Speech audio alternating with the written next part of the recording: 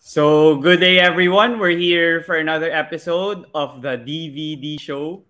So, for today, we have a former UP volleyball player and also the current player of the Creamline Cool Smashers. And she also recently played for the national team in the two exhibition games against Japan and Thailand. So, I'll now welcome here to the DVD show, Tots Carlos. Thank you for joining me here in my podcast.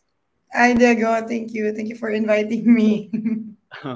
Yeah, so yun, I mentioned it na nga na nakalaro kayo last weekend against two prominent teams na malalakas talaga. And it was, I think, one of your first times na nakalaro sa national team with this iteration of the national team. So, kamusta naman yung experience and kamusta yung games?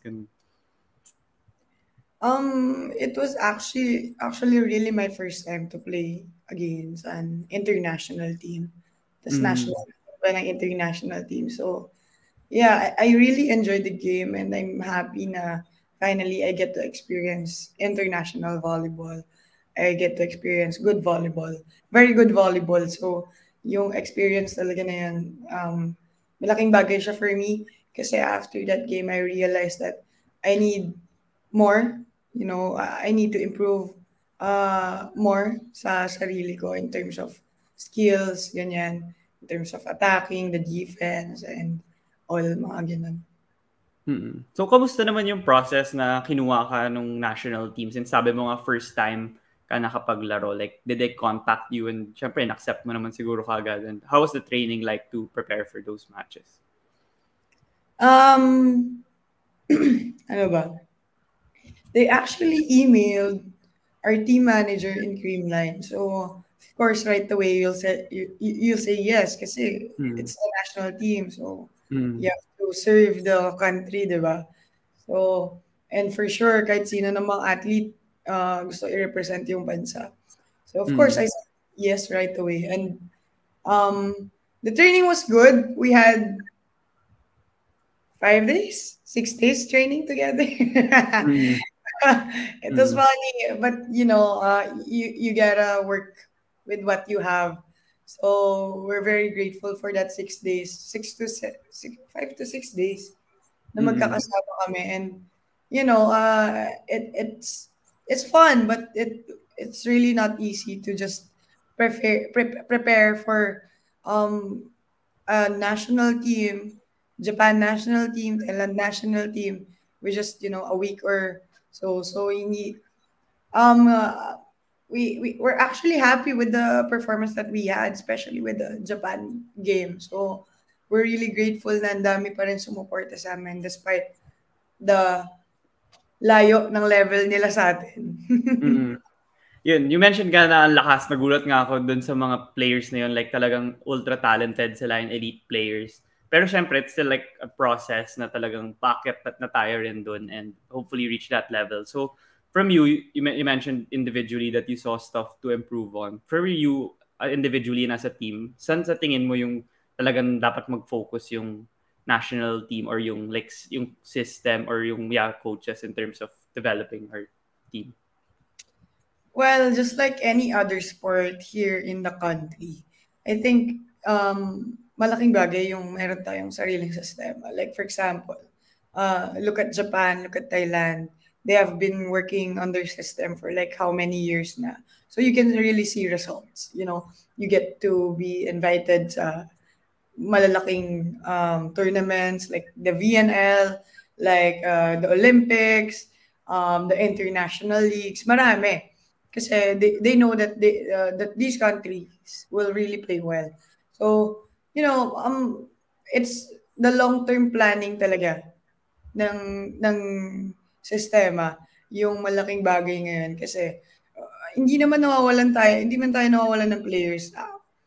In fact, we really have good mga batang players ngayon. So sana hindi palampasin ito ng nasa taas para hindi masayang yung mga talents natin.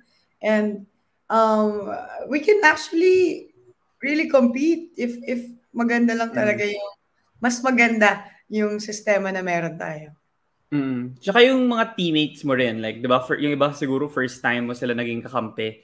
and yung experience to, eventually grow and get to know them more, and be a force to be reckoned with in the next few years. So how was it like naman? Like, who were those teammates na talagang parang you were so happy to be teammates with and share the court with them?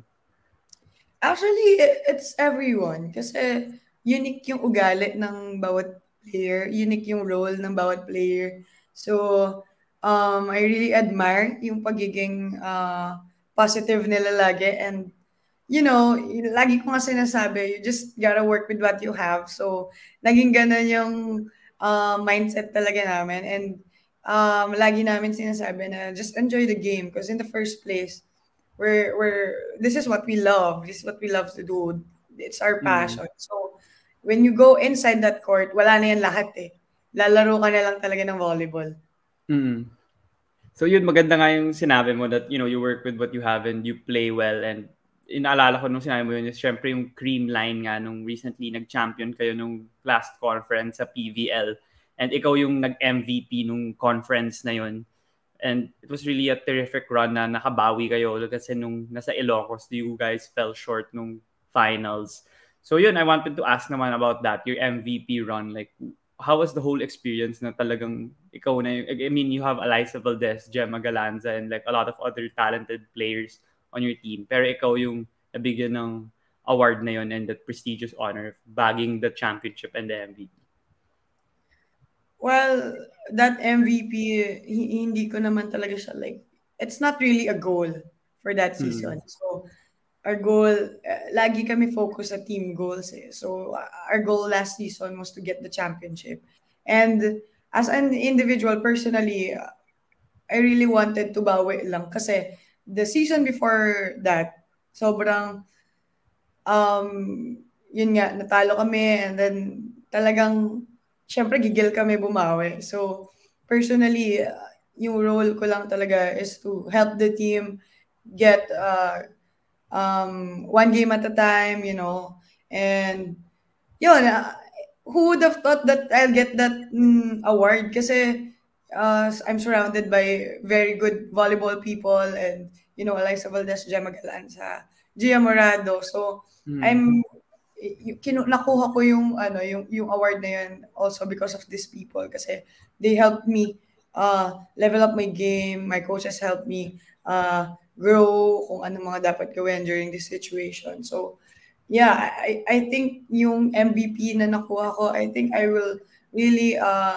credit pa rin yun sa team effort ng Creamline.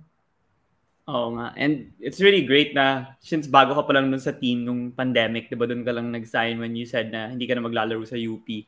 And you were able to have a great impact right away in your first two conferences with Creamline. So, paano naman yung process nung pagtanggap nila sa'yo sa team? Kasi ikaw parang napunta ka kagad sa magandang role na utility spiker.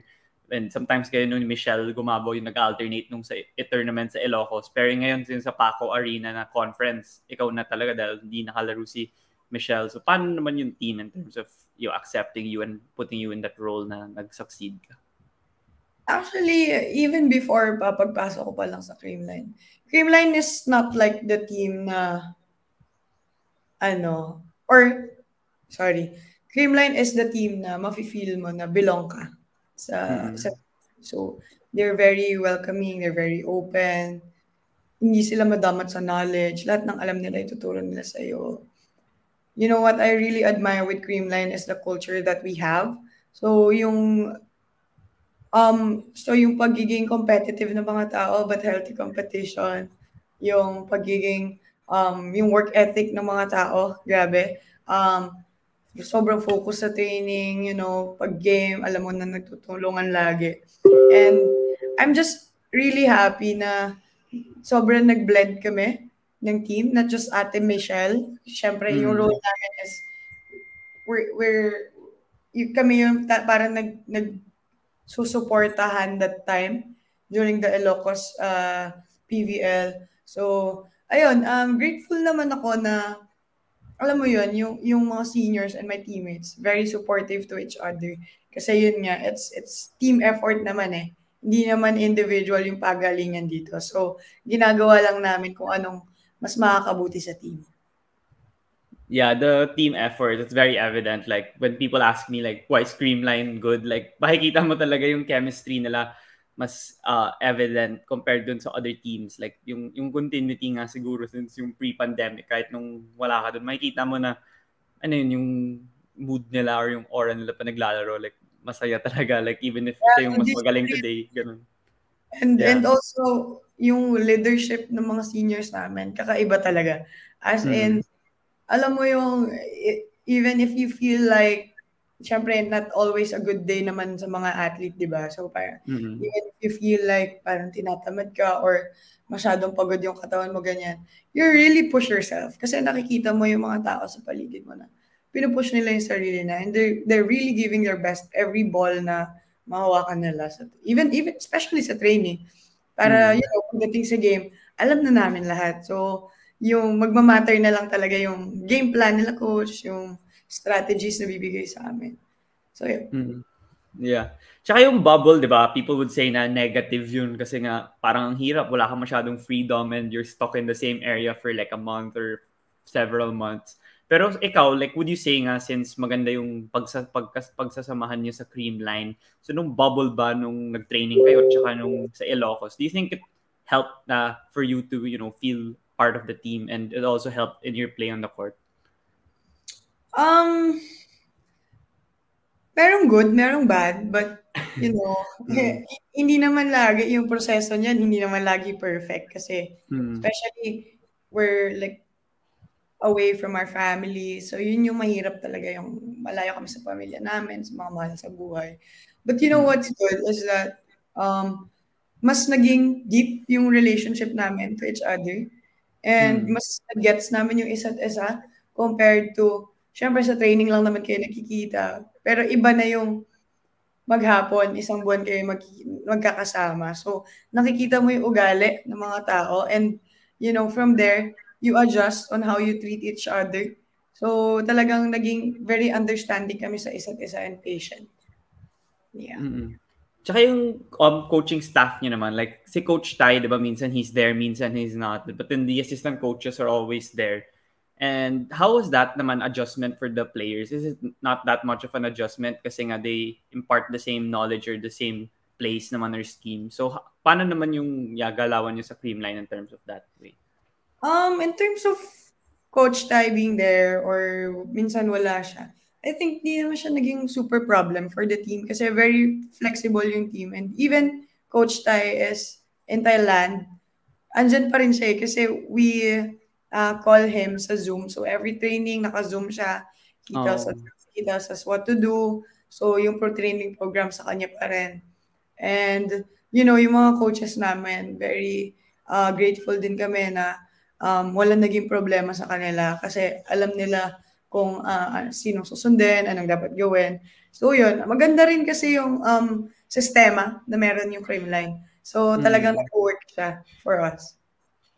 Yeah, and syempre you guys nga experience a lot of winning and you have talented players. So ikaw from a player's perspective, like what's the key naman for you guys na parang masustain yung success and still have that hunger to win kahit sabihin mo palagi kayo mag-finals or palagi kayo mag-champion in the next few conferences. Like bakit yung parang foundation nyo or yung hunger nyo to win parang palaging nandun? At saka yung mga superstars, 'di ba, normal. Alam mo naman sa ibang sports teams pag mga superstars minsan nagka-clash sila. Pero sa inyo, why do you think it won't happen and why do you think it will be sustainable? Like what I've said kanina, the culture ng team, maganda kasi. So, Mm. even though competitive, we're really actually competitive to each other. Like, even sa practice, Okay. playing against each other. As in, Mm. nag-aaway kami. Inside, outside, check ball. Mm. Sobrang ganun ka-healthy competition sa team. So, pagdating namin sa court, alam namin kung paano namin i-handle yung sarili namin. And also, feeling ko hindi mawawala yun eh. Kasi even kahit anong team naman, for sure, gusto makuha yung championship. But surrounded by these champion players, Ate Lai from Ateneo, Ate MG from Lasal, hindi naman Mm. sila ano lang na players eh. Alam mo na meron talagang pinanggalingan.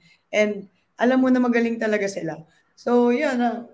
Actually, especially me, surrounded by this champion players, talagang kailangan i-level up ko and ipantay ko yung game ko sa kanila. Kasi kung hindi, mahuhuli talaga ako. So, yun. Yun yung maganda din sa amin kasi nahihila namin yung isa't isa pataas. So, talaga nag-grow buong team, walang naiiwan. Yeah, that's really great to hear from you and a player's perspective and how Creamline remains to be successful at the professional level. But I wanted to ask you naman na, like I asked also my previous volleyball guests, like nung player ka for sure nung UP, nung rookie ka nung season 78 from now, ang laki na nung pinagbago nung volleyball in the Philippine landscape. So, ikaw, like, nung, paano ka naman nag-adjust? Like, I know, alam mo naman na marami ka ring followers and madami kang fans na sumusuporta, lalo na ngayon sa Creamline, lalo pang umakyat. So, ikaw, what would you attribute the success to of volleyball in this country? Like, especially hindi naman lahat ng sports na sumisikat, hindi siya tumatagal. Like, kumari, merong mga ibang sports for a few years lang or ibang leagues. Pero, itong volleyball, mukhang it's here to stay forever.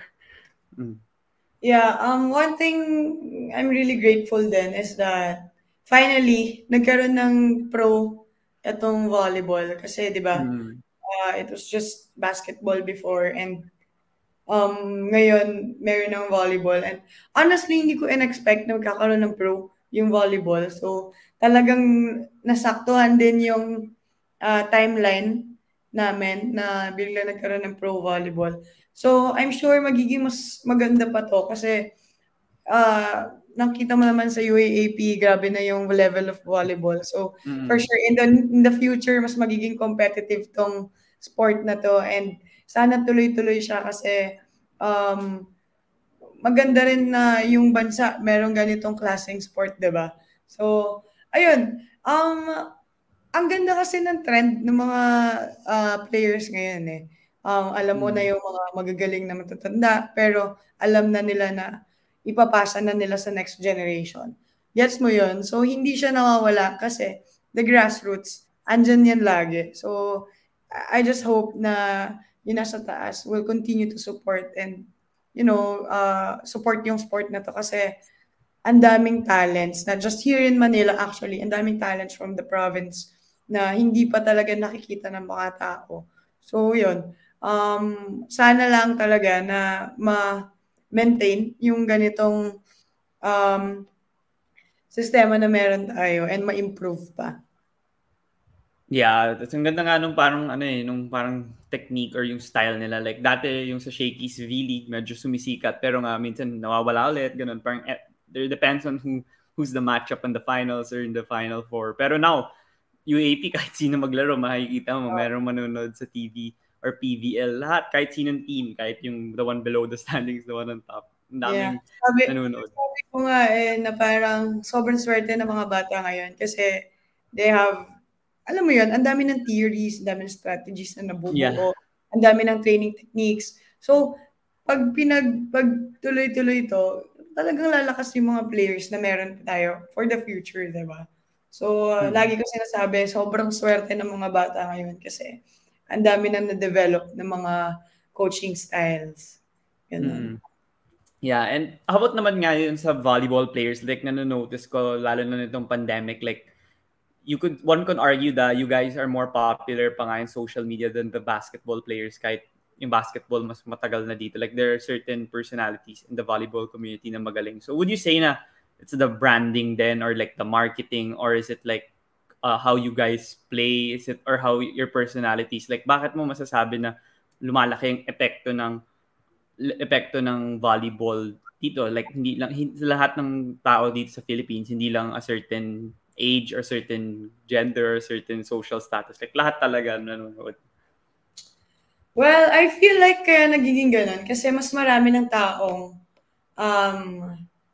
na kukot ng attention ng sport. Gets? So, hindi lang siya, I mean, iba rin kasi, well, yes, the marketing kasi nasa TV na siya, so nationwide nakikita. Pero, if you can see even sa social media, sobrang dami ng tao talaga na natututo sa sports, not just volleyball or basketball. Sobrang daming taong gusto, for the entertainment. But also, I think, yun nga, yung hilig talaga ng tao tsaka yung gusto nilang matuto na matutunan yung sport. Yun yung, I think, kaya nagiging popular yung mga sports ngayon. Di ba, ang dami na ring theories na if you play sport, you'll be like this, ganyan, ganyan. Hindi na lang siya, physically, sa health, physical health eh. Sometimes na-affect na din niya yung mental health. So, alam mo yun, ang dami na kasing pwedeng effect ng sports ngayon. So, I'm just really grateful na yung mga tao talagang tinatry and tinatry yung mga to and very supportive sila sa lahat ng events na meron yung sports natin. Yeah, for sure. Yung volleyball talaga, I mean, I wasn't a volleyball fan mga before. Like, nag-start lang ako mga 2013, 2014, excuse me, nung Lasal Ateneo sa finals UAAP. Tas hanggang ngayon, Yeah. nanonood na ako. Sabi ko nga it's Eliza Valdez. Eliza Valdez Yeah. effect. Yeah. So ikaw, like, as her teammate naman, like, how is she like as a teammate? Since you mentioned her, I wanted to ask lang a sideline question lang. Kasi people like si Coach Roger Goreyab, I guested him maybe 1 or 2 months ago and ang dami niyang kwento about Eliza. So ikaw, ano naman yung masasabi mo alongside her, katandem mo siya? Excuse me. She is the most siya yung pinakamabait na tao na kilala ko. Kasi even before, lagi nila sinasabi na, si Eliza mabait yan, ganyan. Ay, hindi mo naman din kung hindi mo experience. Dude, sobrang bait niya. As in, legit mabait. Yun yung sabi ko. Kasi she's an ate inside and outside the court. Sobrang dami ko natutunan sa kanya. Lahat ng tanong ko, sinasagot niya about volleyball, about life, ate Lai, what if ganito, ganyan. Lagi siyang may sagot. So, she's really there for us to help us grow and to really help us kahit saan. She's just really sobrang bait niya. Sobrang. Oo nga, like I could see it even if hindi ko naman siya kilala personally, like as a fan of her lang. Makikita mo nga why fans gravitate to her, why she has no haters. Like, I'm pretty sure like pag kung NBA, alam mo like si Steph Curry, wala ding haters. Or like sa PBA, si Fajardo, wala ding haters. Like si Eliza naman yung ganun sa Eliza Valdez naman ganun sa volleyball. You can't find the reason. Like, you're gonna fabricate a story for you to hate her kasi wala, she doesn't do anything na kalokohan sa social media or off the court. Kahit yun pa nga lalo na on the court, di ba? Like, she always motivates you guys. Pero last thing yun sa social media effect, I wanted to ask, since ikaw for sure nakikita mo sa mentions mo or sa DMs mo na yun, madaming mga nangyayari din that affect nga your mental health, as you said kanina, or it could benefit you rin kung gusto mo makinig sa constructive criticism. So ikaw, how do you handle that naman as a professional volleyball player na may platform din na medyo sikat na? The bashers. Yung mga bashes. Actually, ang lagi ko lang sinasabi is that if I see like mga bash or whatever negative reactions sa Twitter, ano naman ako, tumatanggap naman ako ng criticism. But lagi ko, my number one thought is that hindi nila alam kung ano yung mga preparation na ginagawa namin, what we do every day. So they just see yung, kumbaga, yung result or yung performance na, they just see the game. They don't know what's at the back of it. Gets? So, okay naman. I feel like, I had a bad game, then a lot of my notifications, bad yung comments, okay lang. But, hindi ako, before, nalulungkot pa ako. But, actually, honestly, start nung dumating ako sa Creamline, wala na ako masyadong pinapaniwalaan sa mga nakikita ko sa social media. So, hindi siya, especially yung mga ganyan, syempre, they have opinions, and I respect it. But what really matters the most is yung feedback from your coaches and from your teammates, from your captain. So, yun yung lagi kong mindset na they're free to say whatever they want. So, pipiliin ko lang kung anong gusto kong pakinggan, kung anong gusto kong i-grasp, you know. Mm. And yun nga, lagi ko nga sinasabi, choose your battle. So, Oo. so far, pinipili ko naman na maayos. Oo. Oo nga, for sure. And yung volleyball nga talaga ngayon, like meron pang mga fans kung ano nung like sinasabi lang, like sometimes they Yan. like ship you guys with random people pa yung mga Oo. nagugulat ako sa mga fan accounts Lagi gano'n na nga namin, parang stalker gano'n. lagi nga namin sinasabi, oh my God, ang dami ng coaches sa Twitter ngayon. Kasi they really talk a lot about the sport, about the players. Parang, oh my Mm. God, are you a level 3 coach? Charot. Oo. Kaya nga yung nagugulat rin ako, like sabi nga, I forgot kung si Anton Ross din yun or someone else na sabi, like sometimes mas toxic pa yung ibang volleyball fans Oo. pag sa Twitter, like during a tense game, ganun. Yeah. Sometimes you don't know if they're like fan ba sila or bashers ba sila. May Hmm. mga ganon. So, but Hmm. yung sport, basta lumalaki yan, for sure lumalaki yung fan base. For sure, mas maraming masasabi yung mga tao. Kasi mas marami silang nakikita. So, Hmm. actually expected na yan with with the sport. You know, naging ano na din naman kasi talaga yung sport. Eh. One way of entertainment na din kasi. So, hindi mo talaga may iwasan na may mga ganon. For sure. Kaya nga, feeling ko aakyat pa yung volleyball in terms of popularity. Like, hindi pa siya, it's not close to its ceiling yet. May upside pa talaga siya to grow. Pero yeah, yung next up I wanted to ask about like yung UAAP and yeah, you and UP. And for sure, alam mo rin naman na UP, they have like a potential and upside now. And di ba dapat magiging analyst ka din or nag-aging analyst ka rin ba ngayon sa Actually, UP? nag-analyst ako, but not just in TV. Okay. Yung mga schedules na binigay sa akin, hindi ako available. So, I wasn't able to cover the game live. So, nandun ako kasi dalawa yung live stream eh. Yung sa TV and yung sa Smart Giga app. So, dun ako lagi sa Smart Giga app. Pero live din yun. Like, you guys go to the studio, di ba? Yeah, we go to the studio, tapos we're watching the game, tapos nagko-call kami ng game. That's where you call. Sige, I don't have kasi Smart Giga Play app. Yeah, Kaya, it's hindi, kaya siguro, hindi kita naririnig na mag-analyze even if I watch nga a lot of volleyball then. Pero yeah, since I mentioned it na, yung volleyball now, you mentioned, ano yung pinakamalaking differences na nakikita mo nga? Maybe talent given, pero like, yung style of volleyball from your batch, like yun sila Eliza, ganun, and to the batch now with sila Belen, Nesperos, Laure, Malaluan. So yeah, maybe you could share your thoughts. Well, lagi kong like what I've said kanina, sobrang swerte ng mga bata ngayon. Kasi, ang dami na napasa ng mga, ang dami na Mm. nakita ng mga volleyball coaching styles, even with the SNC, alam na kung paano yung mga programs for volleyball, ganyan. So, I think, yun talaga yung nagiging trend with the talent that these players have. Tapos, dadagdagan mo pa ng magandang sistema, magandang pag-handle sa kanila in terms of the SNC, uh, strength and conditioning, in terms of pag-handle ng mga coaches, yung mga knowledge na alam ng mga coaches. Especially with NU, sobrang lakas ng NU ngayon. Mm. But if titignan mo, matagal na rin kasi silang nagsasama-sama eh. I think Mm. mga 6 years na. Since Ganon. high So, school, yeah. Pag tinanong ko yeah, sila, nice. Belen, na-interview ko sila. Oh. Sabi ko nga, iba talaga pag yung chemistry ng team intact na talaga and followed by players with talents. Tapos maganda pa yung sistema nila. So makikita Mm. mo talaga yung results, di ba? So, yun lang.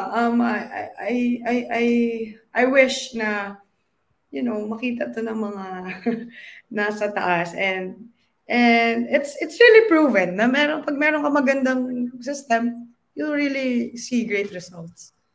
Yeah, so one skill na nakita ko with these players now is yung all-around prowess na, like, I think Boom mentioned it din nung isang coverage niya na yung mga spikers, magaling sila mag-spike, obvious, dahil yung points nila mataas and yung spiking efficiency. Pero like, they're also good receiving, ganun. Yung parang yung nami-mitigate or nawawala yung weaknesses ng mga star players. Nakikita mo kung gaano kagaling sila in all facets of volleyball. So, paano mo masasabi sa mga yun, sa mga viewers or sa audience kung gaano ka-importante na talagang all-around player ka din, even if spiker ka lang? Well, volleyball is not just about spiking, di ba? Meron tayong mga offensive. Meron tayong scoring skills and non-scoring skills. So, if maglalak ka dun, especially with the receiving, the first ball, hindi mo magagawa yung mga scoring skills mo. So, it should be really all around pag player ka. Especially when you're wing spiker. So, um, during our time lang talaga, kami lang talaga yung magaling mag-spike, tapos hindi masyadong kagalingan sa defense. So, I'm happy na yung mga coaches natin, pinupush na actually mas okay, mas magaling yung, mataas yung depensa kaysa sa opensa. You know, lagi nila sinasabi defense is the best offense. Pero, minsan at the end of the day, tama pa rin yun eh. You know, if hindi ka Mm. maka-attack, you force your opponent to make an error or you score your own points. So wala if you're like planning to be a volleyball player in the future, I suggest and um opinion lang na Mm. you train everything, especially the Mm. digging skills, the blocking skills. Big help yun sa'yo kasi sa volleyball ngayon, di na lang scoring yung tinitignan eh. Yung defense na din ng team. Yeah, pero kayo naman sinasabi mo kasi dati kayo focus lang kayo sa spiking. Pero ngayon like now sa pros, makita mo na rin na like yung batch niyo magaling na rin all around. Ito lang kasi ang galing kasi rookies pa lang and yung ginagawa nila parang ang galing na compared to nung rookies kayo, like you guys barely had like opportunities pa or Yeah. yung iba like Sobrang salasal. bata. As in, bata talaga kami nung rookies kami. Pero Mm. ngayon, hindi mo makikitang bata sila. You Mm. know, yung dating nila, makita mo na sa lakad pa lang nila, alam mo na magaling na sila. Yeah. Wala. Mature na nga sila. And siguro it helped na like sila Faith, sila Micaela Belen, they played in the national team na rin nung pandemic, diba? Like nung last year, October ata. So, I guess that really helped them also with the experience eh. Yeah, So, really helped yung experience talaga. Sobra. how about with UP? Like, I don't get to watch a lot of UP games nga. Like, where do you see the potential is with sila Bertolano, sila Encarnacion, magagaling? Ikaw, ano nakikita mo from your own alma mater? They're actually pretty good. So, with the attacking and especially with the defense, I think Mm. they just really have to train more kasi, with the connection, yun yung mga nakita ko, yung mga napansin ko lang. They have to have that eagerness to win, parang ganon. Mm. So, syempre, coming from the pandemic, hindi rin madali bumalik, di ba? So, first time din nila to train together. So, I think they did pretty good this season and I can't wait to see them in the future kasi, having a year to prepare, malaking changes yung makikita natin for sure. Yeah, so yun, thank you so much ulit, Tots, for joining me here on my podcast. I appreciate the time you gave. Yeah, pero I have some final questions to ask you lang that I usually ask all my guests rin naman.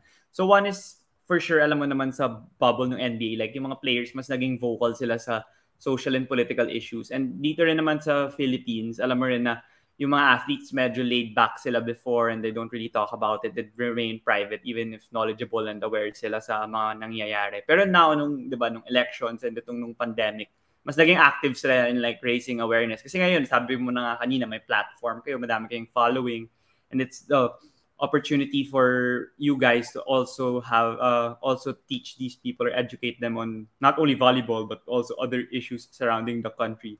So ikaw, like, do you think athletes could also become more, could also, use it as a platform nga for social and political issues and use your platform to amplify your voice and get these people to know the issues in the country? Yeah, I think I will agree to that kasi before you became an athlete, ano ka rin naman eh, individual. Mamamayan ka din naman. So, in Mm. terms of the politics, we're just lucky now we have the platform. But, at the end of the day, um, even hindi kami athletes or even hindi kami merong ganitong platform, for sure, if we want something, if we know what's good for us or what's good for me as an individual, I will fight for it. So it's just good that we have the platform to influence other people. It's not like we're forcing anyone. It's just, Mm. sharing what we know and what we think is good for us. 'Di ba? If hindi ka Mm. naniniwala, there's internet, there's Google. So if Mm. just research on your own, if you're, alam mo, duda ka sa mga sinasabi namin or whatever. Oo. So you do your own research and then you'll see, 'di ba? Hindi naman kami yung tipo na pinipigilan ka namin gawin yung gusto mo. It's just us trying to influence other people on what we think is good, not just in the politics, but also, as an individual. So, yan. It has good and bad, it has advantage and disadvantages, but, mas maganda siguro if we focus dun sa mga advantage natin, and if we choose to yung i-influence natin, yun talaga nakakabuti sa lahat. Yeah, sana talaga yun yung athletes they keep using it kasi ang galing like for me syempre bias Kaya ako sa athletes. honestly, nagulat din ako, especially me. I Mm. don't really post on Twitter. Oo. I don't want to talk anything about politics kasi ako mismo, wala ako masyadong alam. So, I had to Yeah. read, I had to talk to my friends, so mga ganon na so, ang saya lang na yun nga, we actually had fun, last time. Kasi, Mm. um, especially me, yung comfort zone ko, lumabas talaga ako sa comfort zone ko na naging vocal ako. So, ayun. Sometimes, kung meron kang gustong ipaglaban, you just gotta do it, no? Mm. Oh, yung mga volleyball community ang galing, 'di ba? Like I mean, kahit iba-iba yung candidates, like they post like yung mga even UAAP or nasa PVL na like actually, alam niyo naman na madami kayong may influences. So, tinry niyo yung best niyo rin to, raise awareness nga and educate these people and hindi man like vote for this person ganyan, pero like Yeah, sinasabi niyo lang why vote for this or like why this issue is wrong, why this yeah, policy shouldn't be followed, mga ganun. So, sana magtuloy-tuloy din and maging consistent para para magkaroon nga ng change din and ng improvement dito sa yeah. Philippines. Ito fun question lang. If you had the opportunity to have dinner with 5 people, dead or alive, sino imbitahin mo? With 5 people, um, I think I wanna know my lolo. Kasi nung Mm. namatay siya, kakapanganak ko pa lang. Okay. Gets. So. So parang hindi kami nag-abot. Sino pa ba? Kahit sino Of lang. course, Kahit my ibang mom. industry. Okay. Um, konti lang kasi friends ko eh. So, Mm. my mom, my friends, yung mga friends ko na super ano ko talaga. Mm. And Ayel, special mention Ayel. Ayala Estraniero. Yeah. And yes, Mm. and siguro si Chacho On. Idol Okay, din. okay. Yeah. Mm. Okay, so yung final question ko naman, alam mo naman nga na ini-email ko lang lahat or mini-message ko lang lahat ng athletes or sports personalities to invite them here on the podcast kasi wala naman akong connection like yun nga. I just started this nung pandemic. So yun, wanted to ask you lang, sino yung mga masasuggest mong pwede kong imbitahin dito sa podcast na maganda rin yung kwento, masarap makipagkwentuhan na tingin mong willing siya mag-guest din dito. Well, I suggest Ayel kasi she has a lot in mind, and um it's just wonderful kung yung mga naiisip niya, well, in terms of sports psych in the Philippines, Mm. mga ganyan. So, if you wanna know more about that, i-message mo na lang siya. Kasi, Oo. grabe, si Ayel, sobrang laki rin ng gustong i-help in terms of the Philippine sports. So, I think maganda kung marinig yun ng mga tao. Yeah, sige, I'll reach out to her. Hindi ko pa siya na-message. Sa dami ng mga na-message ko, hindi ko pa siya na-message. So, hopefully, makuha ko rin siya. And yun, thank you ulit, Tots, for joining me here in my Thank podcast. I you. appreciate it. And do you have any final message before you go? Well, I just want to say thank you for all the fans that keep supporting us, especially our team Creamline.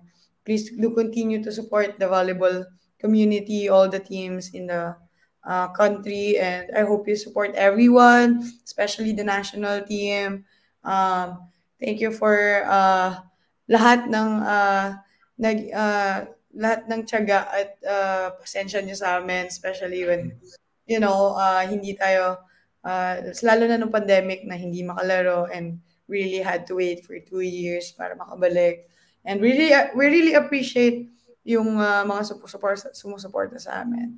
Just wanna thank Rebisco sa mga walang sawang pagsuporta sa Creamline and sa pag-alaga sa amin. And I wanna thank you, Diego, for having me here. It's really nice na ma-share ko kung ano nasa isip ko, what I got in mind. And sana maka-influence pa tayo ng maraming tao, to improve the sport, improve yung sport, volleyball dito sa Pilipinas. And I'm really grateful for the time na binigay mo sa akin and for the chance na nandito ako. So, I hope you continue this kasi maraming makakakita nito and hindi lahat ng tao may gantong lakas ng loob na mag-start na ganitong channel. So, this is nice actually. You get to hear a lot of opinions from different kinds of athletes in the country. Yeah, yun nga talaga yung passion ko. So yun, thank you ulit. So before you go, is it okay if you take a picture lang? Yeah, sure. Okay, sige. Take ko dito. 1, 2, 3. Ayun, thank you so much again, Tots.